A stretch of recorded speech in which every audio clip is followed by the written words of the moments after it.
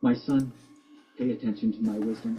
Turn your ear to my words of insight, that you may maintain discretion and your lips may preserve knowledge. For the lips of the adulterous woman drip honey, and her speech is smoother than oil. But in the end she is bitter as gall, sharp as a double-edged sword. Her feet go down to death, her steps lead straight to the grave. She gives no thought to the way of life. Her paths wander aimlessly, but she does not know it.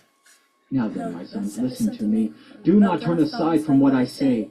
Keep to a path far from her. Do not go near the door of her house, lest you lose your honor to others and your dignity to one who is cruel, lest strangers feast on your wealth and your toil enrich the house of another. At the end of your life you will groan when your flesh and body are spent.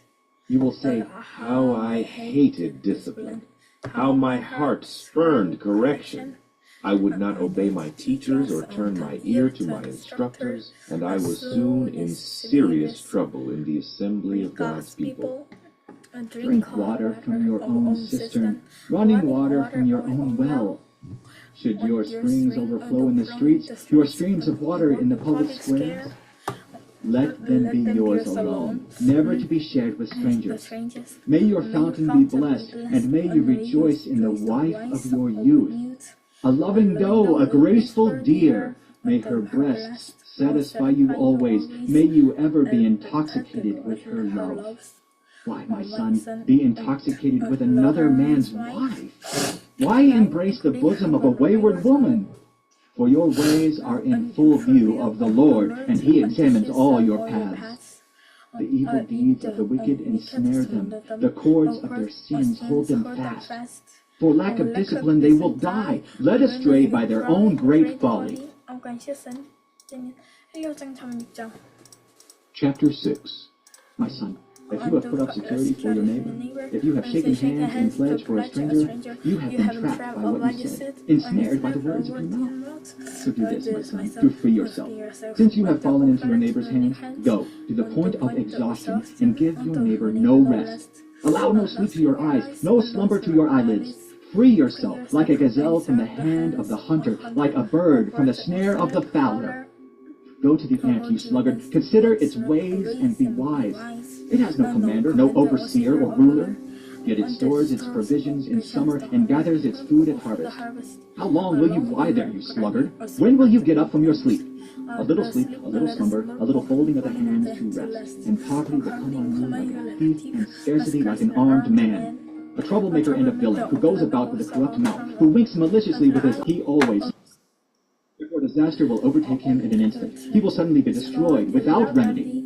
There are 6 things the Lord hates, 7 that are detestable to him: haughty eyes, a lying tongue, hands that shed innocent blood, a heart that devises wicked schemes, feet that are quick to rush into evil, a false witness who pours out lies, and a person who stirs up conflict in the community.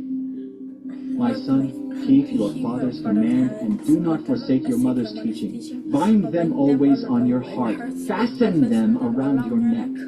When you walk, they will guide you. When you sleep, they will watch over you. When you awake, they will speak to you. For this command is a lamp, this teaching is a light, and correction and instruction are the way to life, keeping you from your neighbor's wife, from the smooth talk of a wayward woman.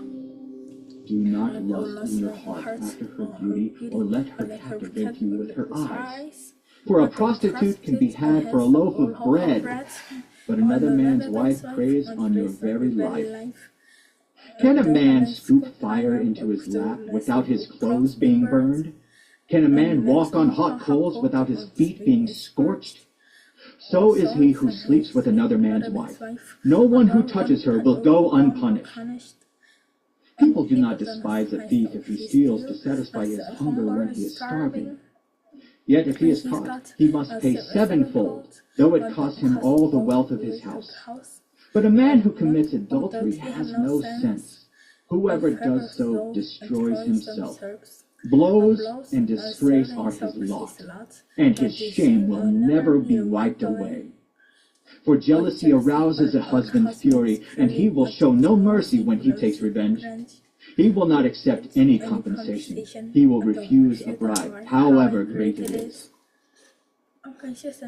Chapter 7.